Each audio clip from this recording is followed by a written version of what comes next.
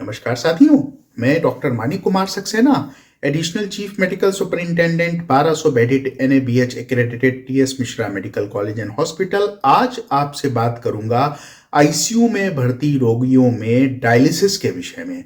जैसा कि आप सभी को पता है कि हमारे शरीर में दो गुर्दे या किडनीज होते हैं और उनका मुख्य कार्य होता है वो रक्त को छानते हैं और रक्त में जो वेस्ट प्रोडक्ट्स होते हैं उनको यूरिन के माध्यम से यूरिन बनाकर किडनी शरीर के बाहर निकाल देती है।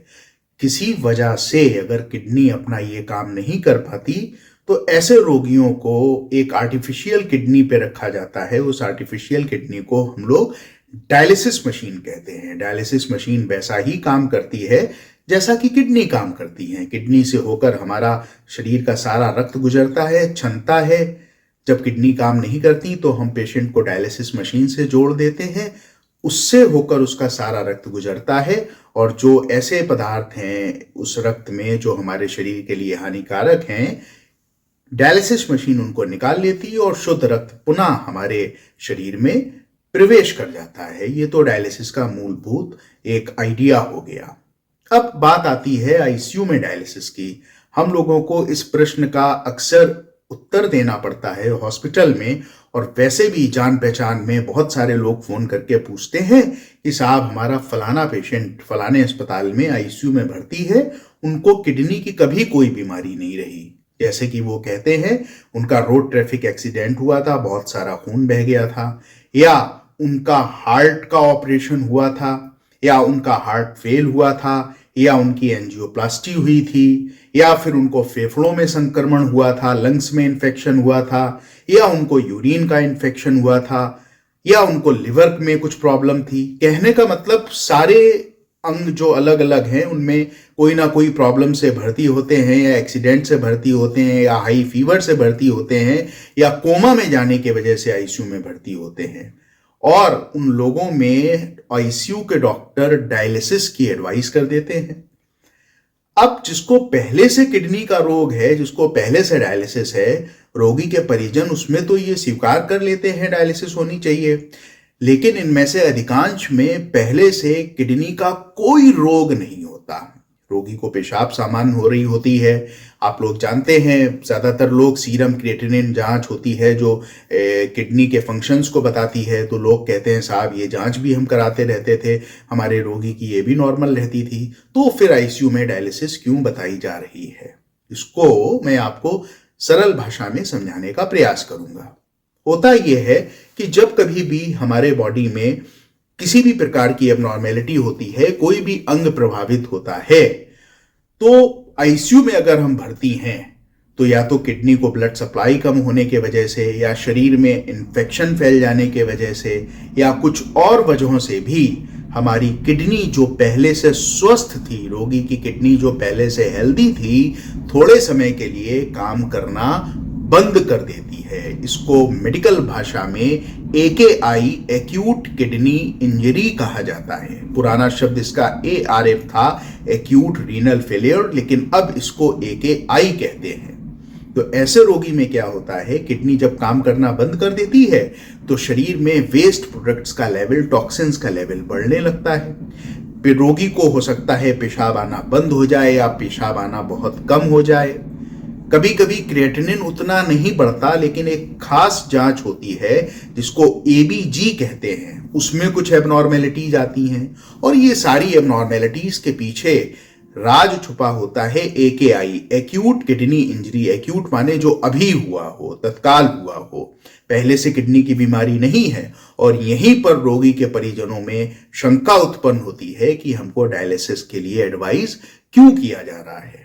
तो साथियों, रोगी की बेटर रिकवरी के लिए यह बहुत जरूरी होता है। क्यों? अगर ब्लड से टॉक्सिन्स नहीं निकलेंगे डायलिसिस के माध्यम से, तो चाहे रोगी हार्ट की वजह से आईसीयू में भर्ती हुए हों, चाहे लिवर की वजह से, चाहे एक्सीडेंट की वजह से, चाहे हेड इंजरी की वजह से, चाहे कोमा में जाने की वजह से, चाहे निमोनिया के जाने की वजह से, किडनी को एक्यूट इंसल्ट हुई, एक्यूट इंजरी हुई और किडनी ने थोड़े समय के लिए काम करना बंद कर दिया, टॉक्सिन्स रक्त में इकट्ठे होने लगे। तो ऐसी दशा में डॉक्टर डायलिसिस की सलाह देते हैं जिससे उन टॉक्सिन्स को शरीर से बाहर निकाला जा सके। कभी कभी क्या होता है, टॉक्सिन्स के साथ साथ शरीर में पेशाब नहीं हो रही है, पानी भी इकट्ठा होने लगता है। तो उस पानी को निकालने के लिए भी डॉक्टर डायलिसिस की सलाह देते हैं। तो पहली चीज तो ये, आईसीयू में भर्ती रोगियों में जिनमें पहले से किडनी का कोई रोग नहीं है, हाँ, डायलिसिस की आवश्यकता पड़ सकती है। हो सकता है जब तक रोगी आईसीयू में भर्ती रहे, एक बार, दो बार, तीन बार, कभी कभी 8-10 बार भी डायलिसिस करानी पड़ती है। और जब रोगी स्वस्थ हो जाते हैं तो अधिकांश केसेस में किडनी पुनः काम करने लगती है, और रोगी जब स्वस्थ होकर आईसीयू से बाहर आते हैं, अपने घर जाते हैं, तो उनकी किडनी पूर्ववत काम करने लगती है, अपने आप पेशाब बनाने लगती है और टॉक्सिन्स को छानकर शरीर के बाहर निकालने लगती है। तो जरूरी नहीं है कि आईसीयू में अगर डायलिसिस हो तो जिंदगी भर डायलिसिस चलेगी, ऐसा नहीं है। अधिकांश केसेस में बाद में जीवन में डायलिसिस की जरूरत नहीं होती, लेकिन हम अपने भय के कारण अक्सर डॉक्टर को यह सहमति नहीं देते कि हमारे रोगी की डायलिसिस कराएं आप, क्योंकि हमारे दिमाग में होता है हमारे रोगी को किडनी की प्रॉब्लम नहीं थी। लेकिन ये किडनी की प्रॉब्लम केवल थोड़े समय के लिए उत्पन्न हुई उस बीमारी की वजह से, जिस बीमारी की वजह से रोगी आईसीयू में भर्ती हुआ। तो ये तो बात हो गई आईसीयू में डायलिसिस की आवश्यकता क्यों पड़ती है और ऐसे रोगियों के परिजनों को तत्काल अपनी सहमति क्यों दे देनी चाहिए। अच्छा, 3 किस्म की आमतौर पे डायलिसिस होती हैं। एक इंटरमिटेंट हीमोडायलिसिस जो आमतौर पे 5-6 घंटे की होती है, ये सबसे कॉमन होती है। कभी कभी रोगी का ब्लड प्रेशर बहुत कम होता है तो ये संभव नहीं होती, तो डायलिसिस का एक और प्रकार होता है जिसको स्लेड कहते हैं। ये 6 से 12 घंटे में होती है, थोड़ा धीरे धीरे होती है। और एक और होती है कंटिन्यूअस रीनल रिप्लेसमेंट थेरेपी जो 24 घंटे चलती है, CRRT। हालांकि ये बहुत महंगी होती है।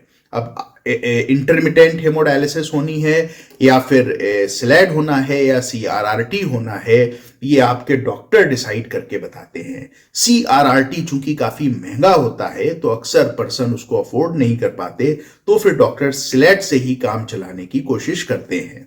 तो 2 डायलिसिस सबसे कॉमन आईसीयू में होती हैं, एक तो इंटरमिटेंट हीमोडायलिसिस और दूसरा जैसे कि मैंने बताया स्लेड, SLED। तो बस यही आज के इस वीडियो का संदेश था कि अगर आईसीयू में आपके परिजन, ईश्वर ना करे, या कोई जानने वाले या दोस्त या पड़ोसी या नाते रिश्तेदार भर्ती हैं और डॉक्टर आईसीयू में डायलिसिस की सलाह दे रहे हैं और पहले से किडनी का कोई रोग नहीं है, तो कृपया इस पर आप ये इनकार ना करिए, डॉक्टर की सलाह के अनुसार चलिए। डॉक्टर आपके हित में ही सलाह देते हैं और उसके पीछे का जो पूरा साइंस है, जो मेडिकल साइंस है, वो मैंने इस वीडियो में आपको बताया। मैं आप सभी के उत्तम स्वास्थ्य की कामना करता हूं। सजग रहिए, स्वस्थ रहिए। बहुत बहुत धन्यवाद।